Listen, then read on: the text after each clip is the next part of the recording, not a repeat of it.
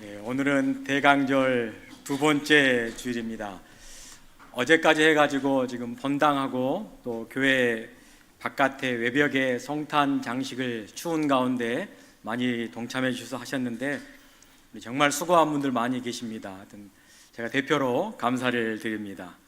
들어오면서 보셨겠지만 교회 외벽에 포토존을 꾸며놨습니다. 저렇게 꾸며놨거든요. 네, 또 한 장 보여주시기 바랍니다. 다음 장면입니다. 예, 이렇게도 찍으셨고, 예, 또 한번 이렇게도 찍었고요. 어제 또 한 장 이렇게도 찍었습니다. 예, 어제 이제 설치하면서 찍었는데요. 우리 바깥에 이제 다니는 시민들, 우리 여수 시민들이 또한 학생들이 이 길을 다니면서 그래도 우리 여천중앙교회 뜰로 올라와 사진을 한 컷 찍고 또 이렇게 돌아갈 수 있는 그러한 성탄, 그러한 기쁨이 되기를 원합니다. 여러분들도 이번 주 안에 부부끼리 또한 친구끼리 또한 같은 구역 식구끼리 한번 찍으셔서 꼭 한번 공유해 주시기를 바랍니다. 앞으로 홍보를 많이 해가지고 우리 여수하면 여천중앙교회 포토존이 가장 예쁘다라고 할 정도로 우리가 그렇게 했으면 좋겠습니다. 우리가 계속해서 지금 사도행전 말씀을 쭉 보고 있죠. 벌써 17장 세 도시 가운데 데살로니가, 그 다음에 어디였죠? 베레아, 그 다음에 오늘 본문이 아덴입니다. 그런데 바울은 자기가 가고 싶어서 한 여행이 아니라 쫓기고 쫓겨서 지금 어디까지? 아덴까지 오게 되었습니다. 이번에는 동역자도 한 명도 없이 홀로 먼저 아덴으로 피신을 했습니다. 아덴에서 실라와 디모데가 오기만을 지금 기다리고 있습니다. 홀로 떨어진 그 마음에 그 바울의 마음도 마음이지만 지친 몸으로 지금 아덴에 도착해 보니까 지금까지 여행했던, 선교 여행을 했던 도시와는 분위기가 사뭇 다릅니다. 완전히 다른 도시였습니다. 아덴이란 도시, 어떤 도시입니까? 그리스 아테네입니다. 이름부터가 지혜의 여신 아테나라는 그 지혜의 여신의 이름을 따서 세운 도시가 바로 아테네, 한국어로 아덴입니다. 그 도시의 가장 높은 곳에는 그 아테나 신을 기리는 신전이 있었죠. 그게 바로 파르테논 신전이었습니다. 그 외에도 이 아덴에는 여러 신들을 섬기는 신전들이 많았습니다. 그리스 로마 신화에 나와 있는 모든 신들이 그 아테네에서 신전으로, 또한 그들을 섬기는 제단이 있었습니다. 신전 주변에만 3,000개 이상의 그 신상의 조각들이 발견될 정도로 도시 곳곳이 우상 숭배의 도시였습니다. 바울은 지금 실라와 디모데를 기다리다가 그 도시에 우상이 가득한 것을 보면서 마음에 격분하였다라고 16절 말씀에 표현해 놓고 있는데요. 저희가 오늘 말씀은 길어서 다 읽지는 않았지만 그 바울의 마음은 단순히 불편한 마음이 아니라 하나님의 영광을 가리우는 그 아덴을 보면서 그 마음에 거룩한 분노가 치밀어 올라 격분하였다라고 오늘 성경은 기록했습니다. 그래서 바울은 아덴에서도 역시나 복음을 전하기 위하여 찾아간 곳이 있는데요. 어디겠습니까? 맞습니다. 항상 그래왔던 것처럼 유대인의 회당을 먼저 찾았습니다. 그리고 이번에 아덴에서는 한 군데를 더 찾게 되었는데요. 사람들이 많이 모여있는 장터라고 오늘 성경은 표현하고 있는데 아고라, 광장을 찾아갔습니다. 왜냐하면 아덴은 유대 문화권이 아니기 때문에 헬라 문화권 가운데 사람들이 회당보다는 그 장터, 사람들이 많이 모여있는 그 아고라에 모여있기 때문에 그곳을 찾아가게 되었습니다. 헬라 철학의 그 중심지답게 그곳의 사람들은 늘 그 장터 아고라에서 모여서 철학적인 토론을 하고 자신들의 사상을 나누었는데요. 그 모습을 21절 말씀이 아주 자세하게 묘사해 놓았는데 21절을 눈으로 한번 보시기 바랍니다. 모든 아덴 사람과 거기서 나그네 된 외국인들이 가장 새로운 것을 말하고 듣는 것 위에는 달리 시간을 쓰지 않음이더라. 그들은 늘 새로운 철학사상, 늘 새로운 것에 열망했고 새로운 이론을 찾아서 모여서 토론을 하였으며 논쟁하는 일만 하였습니다. 그 외에 다른 생산적인 일은 전혀 하지 않은 사람들이 바로 아덴의 사람들입니다. 심지어 외국인이나 나그네도 그 문화에 동참해 각자가 느꼈던 그 사상과 철학들을 나누는 도시가 바로 그리스 아테네였습니다. 그래서 바울은 회당에서 유대인들과 더러 경건한 헬라인들을 만나고 또한 사람들이 많이 모여있는 이 아고라에서 논쟁을 좋아하는 그 사람들 앞에서 자기가 가지고 있는 복음을 토론을 하면서 그들을 만났습니다. 여러분이 잘 아시다시피 사도 바울은 유대 랍비 중에 랍비인 가말리알의 이 수제자였습니다. 그 가문 출신의 제자였습니다. 그래서 학문이 뛰어난 자가 바로 사도 바울입니다. 현재 바울의 입장에서도 지금까지 데살로니가 또한 베레아 이 유대 공동체 잘 형성된 그곳에서 회당에서 말씀을 전하고 말씀을 풀이하며 가르쳤지만 이곳 아덴은 마음이 격분할 정도로 우상이 많은 도시라 이번에는 복음을 증거할 방향성을 조금 달리 이 바울도 마음을 먹고 그렇게 증거를 하였습니다. 고린도 전서 9장 말씀 가운데 이러한 표현이 있습니다. 유대인에게는 유대인과 같이, 율법 아래에 있는 자들에게는 율법 아래에 있는 자들과 같이, 약한 자들에게는 약한 자들과 같이 되어 아무쪼록 몇 사람이라도 구원하고자 함이었더라. 지금 바울의 마음이 그러한 마음으로 지금 아고라 그 광장 그 장터에 모여있는 사람들 앞에 바울이 나섰습니다. 이처럼 오늘날 우리에게도 복음의 사역은 듣는 청중으로 하여금 우리의 복음의 본질은 바뀌지 않지만 전하는 방법은 더욱더 다양해져야 하는데요. 때로는 회당에서 말씀을 가지고 때로는 그 장터에서 우리가 가지고 있는 복음이 그들 귀에 들리도록 우리는 증거해야 합니다. 가장 사람이 많이 찾는 곳, 오늘날의 아고라가 어디겠습니까? 한번 여러분들 생각해 보시길 바랍니다. 사람들이 많이 찾는 곳, 사람들이 시간과 공간을 초월해서 늘상 그 안에 참여하고 있는 곳, 바로 온라인 공간입니다. 특정 SNS를 여러분에게 홍보한 건 아니지만 요즘 젊은 사람들 인스타그램, DM이라고 하죠. 다이렉트 메시지, 바로 DM에서 그 사람과 소통을 합니다. 페이스북에서 여러 가지 소통을 합니다. 여러분은 유튜브를 통해서 다양한 정보를 얻습니다. 틱톡을 통해서 그 쇼츠를 보면서 하루 종일 또 보내지 않습니까? 바로 오늘날의 많은 사람들이 모여드는 그 공간이 바로 오늘날의 아고라인 것만 같습니다. 여러분에게 숙제를 하나 드립니다.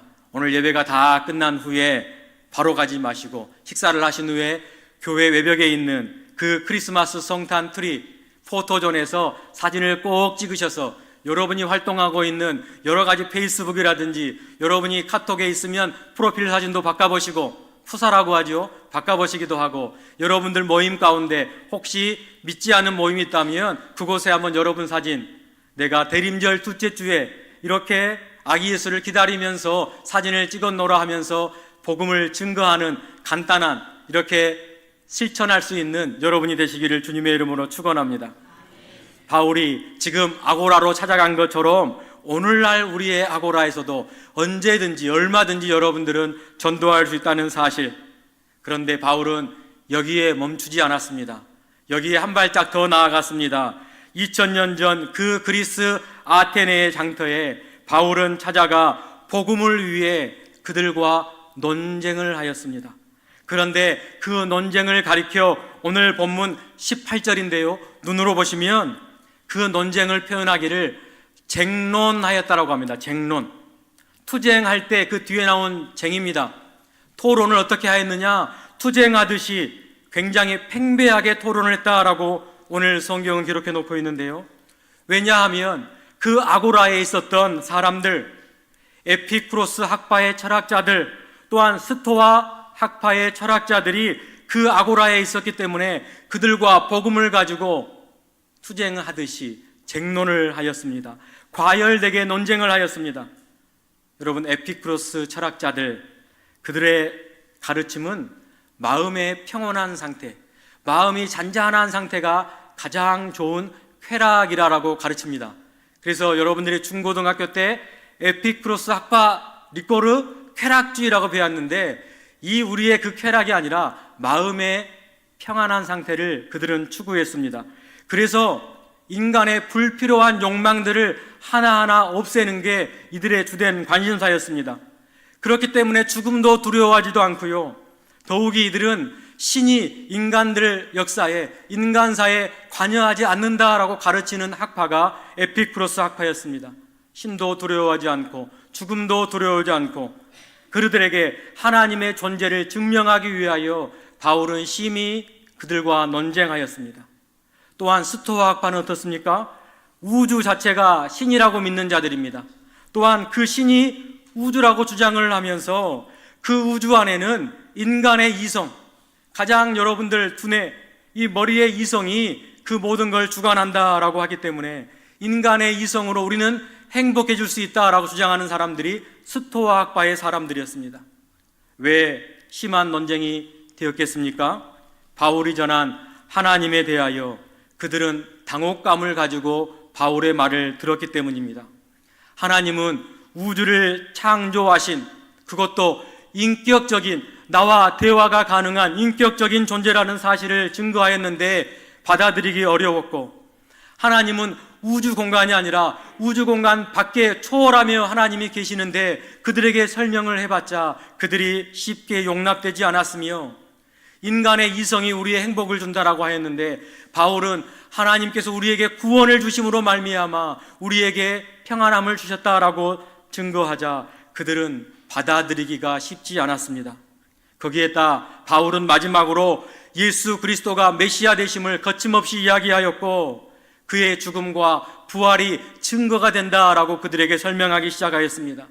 전혀 다른 새로운 개념이었죠. 듣도 보지 못한 그러한 개념을 들었기 때문에 적지 않게 쟁론이 지금 발생하고 있습니다. 그 결과 그 아고라에 있던 그들이 사도 바울을, 저 사람은 말쟁이다, 오늘 본문에 나와 있지요. 저 사람은 말쟁이다, 그냥 여기저기서 떠도는 여러 가지 이야기를 주워 듣고 우리에게 이야기하는 그러한 사람이다 라고 취급하면서 조롱을 했다라고 합니다. 조롱을 해버리고, 또 다른 사람들은 그냥 이방신 하나 우리에게 소개하는 사람이다 라고 치부해버렸습니다. 그렇게 오해도 하였습니다. 그래서 바울을 붙잡습니다. 바울을 붙들어 아레오바고라는 정의의 재판 장소, 반강제적으로, 오늘 성경에서는 데리고 갔다고 하는데 원어에 보면 반강제적으로 끌고 간 것입니다. 아레오바고로 올라갔습니다. 이 아레오바고, 아레스라는 전쟁의 신을 기리는 그 법정이었습니다. 거기에서는 살인죄를 다루는 법정이 바로 그곳이었습니다. 종교의 문제도 관할하는 법정이 아레오바고였습니다.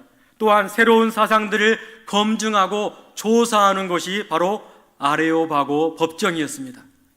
여러분이 잘 알고 계시는, 누구나 다 알고 있는 소크라테스, 이곳에서 독배를 마시며 생을 마감했습니다.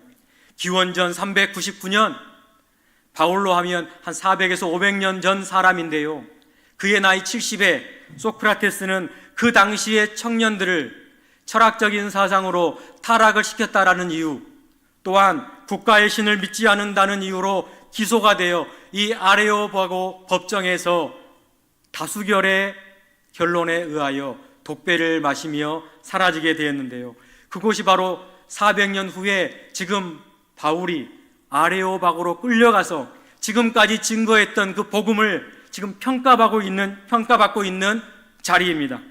지금 그곳에 바울은 하나님을 증거하며 설교를 하고 있는데요, 이 설교를 통해 오늘날 우리가 어떻게 증거하며 복음을 전파하는지, 해야 되는지 한번 생각해 보기를 원합니다. 바울의 설교는, 오늘 우리가 읽었던 본문이 바울의 설교인데요, 정면으로 공격한 것이 아니라 공감의 말로 그들을 설득하기 시작하였습니다. 22절 말씀을 보시기 바랍니다. 아덴 사람들아, 너희를 보니 범사에 종교심이 많도다. 비난이 아닙니다. 정죄도 하지 않았습니다. 그들의 경건함, 그것을 칭찬함으로 말미암아 시작하고 있습니다. 상대방이 들을 자들이 그들의 관심사가 무엇인지를 이끌어내며 설교를 하고 있습니다. 그러면서 자신의 이야기, 복음을 증거하지요. 23절인데요. 다시 한번 보시면 내가 두루다니며 너희가 위하는 것들을 보다가 알지 못하는 신에게라고 새긴 단도 내가 보았도다. 너희들이 신들이 많기도 하지만 그들이 자신이 모르고 자신이 아는 신만 섬기고 있다가 자신이 모르는 신들이 혹 자신에게 제사를 드리지 않았다는 이유로 해코지를 할까봐 미리 그들은 겁을 먹고 공포심을 가지고 자신들이 알지 못하는 신들까지도 제단을 마련하면서 그들의 신을 달래는 것을 보고서 그 부분에 대하여 바울이 너희들이 알지 못하는 그 신을 내가 오늘 증거하겠다, 알려주겠다라고 하면서 토론을 주도하고 있습니다. 그래서 두 번째로 바울의 설교는 그들의 문화 안에서 접촉점, 한 가지의 접촉점을 삼아 이야기를 꺼냅니다. 너희가 모르는 그 신을 내가 너희들에게 알려주겠다. 그들이 안전장치로 알지도 못하는 신에게 제단을 만들어놨는데 그것을 접촉점으로 말미암아 드디어 하나님에 대한 복음을, 메시지를 증거합니다. 성도 여러분, 지금까지 바울이 거쳐온 도시들 기억나시지요? 회당에서 성경을 가지고, 말씀을 가지고 바울은 늘 풀이했습니다. 그런데 이곳 세 번째 도시인 아덴에 도착해서는 성경을 인용하지 않고 그들이 가지고 있는 그 철학적인 사상, 그들의 신전의 문화, 그것들을 이야기하면서 그들의 공감과 그들의 접촉점을 가지고 대화를 하기 시작합니다. 단지 학문이 있어서가 아니라 복음의 증거의 다양성, 복음의 증거의 성숙성을 보여주기 위함이었습니다. 그래서 24절부터 29절까지 계속해서 설명을 해주는데요, 세 번째로 바울은 굉장히 논리적으로 하나님을 증거합니다. 하나님이 우주의 만물을 지으신 분이라면 어떻게 인간의 손으로 지었던 그 신전 안에 하나님이 거하실 수 있느냐? 그 하나님은 너희들이 만들어 놓은 그 신전이 아니라 공간의 죄악을 뛰어넘어 계시는 분이고 만물의 원천이 되시는 분이기 때문에 인간의 섬김을 받을 필요가 없는 분이 바로 하나님이시다. 그래서 너희들이 지금 알고 있는 논리가 모순된다라고 이야기를 합니다. 그래서 하나님은 온전한 신이기 때문에 오히려 하나님이 인간들에게 생명과 호흡을 주는 게 맞지, 인간들이 신을 섬기듯 하나님께 이렇게 섬김을 하나님은 받지 않으시는 분이다 라고 하면서 창조주 하나님을 그들에게 담대하게 선포하였습니다. 또한 철학적인 그들의 기초 안에서 인간의 평등을 내세웁니다. 모든 인류를 차등 있게 하나님은 창조한 게 아니라 한 혈통으로 하나님이 창조하셨고 거주하는 경계를 하나님이 정하셨기 때문에 차별이 없으시는 하나님이다.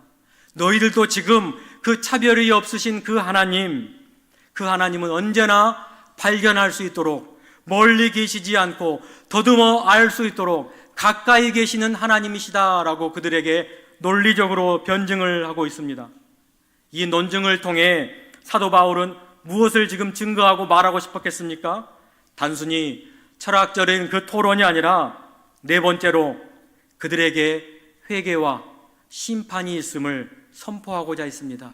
그래서 이어지는 말씀 보면 그들의 언어로 복음을 증거하고 있는데요, 너희가 지금까지 과거에는 이 사실을 몰랐지 않느냐? 이 일은 하나님이 너희들을 참아주셨기 때문이다. 이제 이 내용을 알았으니 이제 구원을 얻도록 증거까지 주셨으니 그 증거가 예수 그리스도임을 받아들이고 준비하라라고 합니다. 부활로 확증했으니 이 사실을 믿으라라고 그들에게 거침없이 증거하고 있습니다. 그들의 세계관을 공감을 하면서도 논리적으로 일관되게 그들에게 하나님이 누구신지를 잘 설명하였습니다. 그리스도의 부활까지 지금 아레오바고 그 법정에서 소크라테스는 죽음을 맞이하는 그 법정에서 거침없이 타협 없이 복음을 증거하였습니다. 그 결과 또 어떤 사람들이 그 바울을 조롱합니다. 또 어떤 사람들은 나중에 듣겠다라고 보류를 합니다. 그리고 또 어떤 이들은 이방 선교, 이방의 사람들은 그 말을 듣는 사람도 관심을 보이는 사람도 있었기도 하는데요. 그래서 어떤 이들은 이 아덴의 바울의 선교를 실패의 선교이지 않느냐라고 말들을 합니다. 왜 그렇습니까? 회심자가 별로 없었고 교회가 세워지지도 않았고 또 바울이 그곳을 빨리 떠나 또 고린도로 이동했기 때문에 실패하지 않았냐라고 하는데, 여러분, 과연 사도 바울이 이 아덴에서 전도한 게 실패였습니까? 아닙니다. 34절 말씀 우리가 읽지는 않았지만 그곳에 두 사람과 몇몇의 사람이 거론되는데요, 디오누시오라는 사람이 등장을 합니다. 그는 이 아레오바고 법정의 재판관이었습니다. 바울을 신문하며 바울의 사상을 검증했던 그 아레오바고 디오누시우가 그 바울의 말을 듣고 회심하게 되었습니다. 또 한 사람의 여인이 등장하지요. 다마리라고 하는 여인. 그 여인이 누구인지는 기록되지 않았지만 이 아덴 사회의 유력에 굉장히 그래도 이름 있는 사람이었기 때문에 그 이름을 오늘 성경에 그대로 기록하였습니다. 또한 몇몇 사람들이 더 있었다라고 기록합니다. 그런데 더 중요한 것은 바울이 목숨을 걸고 아레오바고 그 법정에서 타협 없이 부활을 증거하고 하나님을 선포했다라는 사실입니다. 다른 도시처럼 많은 사람들이 바울을 따르거나 복음을 믿지는 못했지만 이 아덴 전도에서는 우리에게 주는 특별한 영적 교훈이 더 있습니다. 첫째로는 모든 복음은 문화와 만날 수 있다는 것입니다. 회당에서도, 또한 광장이라고 불리는 장터 아고라에서도, 그리고 무시무시한 이 아레오바고 법정에서도 다양한 방법으로 복음은 증거될 수 있습니다. 복음은 특정 문화에 갇혀 있지 않아야 함을 여러분들이 기억하시기를 바라고, 오늘의 우리의 상황에서 아덴이 어디인지, 아고라가 어디인지, 아레오바고 법정이 어디인지 여러분이 늘 생각하시며 그곳에서 복음을 증거하는 귀한 여천 중앙의 권석들이 되시기를 주님의 이름으로 축원합니다. 둘째로 이 복음의 증거는 상대를 읽어주고 상대를 공감하며 지혜롭게 다가갔습니다. 타협이 아니라 하나님이 주신 그 지혜로 말미암아 그들에게 증거하였습니다. 보통 선교를 이야기할 때, 복음을 증거할 때 이중 언어를 사용한다라는 말들을 많이 합니다. 우리가 우리 안에서, 교회 내에서 성령의 충만함을 받았습니다. 은혜 받았습니다. 이것을 세상 사람들은 알아듣지 못합니다. 그들의 언어로 우리가 번역해서 하나님을 내가 믿었더니 내 삶을 하나님이 이렇게 이끌어 가주시고 나를 이렇게 하나님이 훈련시키셨다네, 이런 이중적인 언어를 사용함을 이야기하고 있는데, 지금 바울이 아덴에서 그들의 철학적인 사상을 가지고 그들에게 이중의 언어로 대화했던 것처럼 우리도 오늘날 그렇게 해야 될 줄 믿습니다. 마지막 세 번째는 정지하지 않았고 존중하며 오히려 그들과 소통하였습니다. 그들의 모습을 보고 격분하는 마음이 있었지만 그들을 우상 숭배자라고 비난하거나 정지하지 않았습니다. 그들의 종교심을 어디까지나 존중하였고, 알지 못하고 드리는 그 제단의 신들도 내가 알게 해주겠다라고 하면서 오히려 접촉점을 삼아 복음을 증거하였습니다. 오늘 바울의 이 논쟁, 우리가 원했던 것처럼 많은 열매가 있지는 않았지만 바울은 그 내용을 담대하게 증거하였습니다. 그래서 아덴의 선교를 실패라고는 말하지 않습니다. 전도의 성공은 숫자가 아니라 얼마만큼 하나님의 말씀에 충성되이 증거했느냐가 평가의 기준이 되어야 될 줄 믿습니다.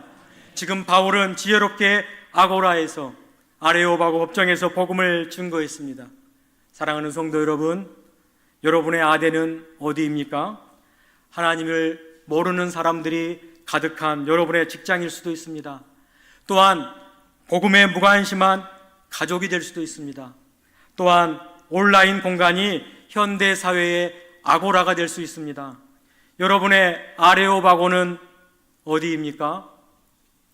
여러분을 적대시하는 그러한 환경입니까? 조롱받는 자리입니까? 하지만 기억하시길 바랍니다. 바울 사도는 그곳에서 물러나지 않았다라는 사실입니다. 타협하지도 않고 진리 안에서 주님 주신 방법으로 충성되이 주님의 명령을 따랐습니다. 하나님께서 사도 바울을 아덴으로까지 몰고 가셨듯이 오늘 여러분들을 이끌어 가시는 그 곳곳마다 여러분들의 아덴으로, 여러분의 아레오바고로, 여러분의 아고라로 삼으시고 주님의 복음을, 여러분의 경험한 하나님을 증거할 수 있는 귀한 여천중앙의 권속들이 다 되시기를 주님의 이름으로 축원합니다. 기도하겠습니다. 우리의 창조주가 되시는 하나님 아버지, 우리도 복음의 일꾼이 되기를 원합니다. 점점 세속화되는 우리의 삶 속에서도 성삼위 하나님을 증거하는 저희가 되도록 지혜와 권능을 내려 주시옵소서. 이 한 주간도 삶의 자리에서 그리스도의 향기를 나타내는 모두가 되기를 원하오며 우리의 참 소망이 되시는 예수 그리스도의 이름으로 기도합니다.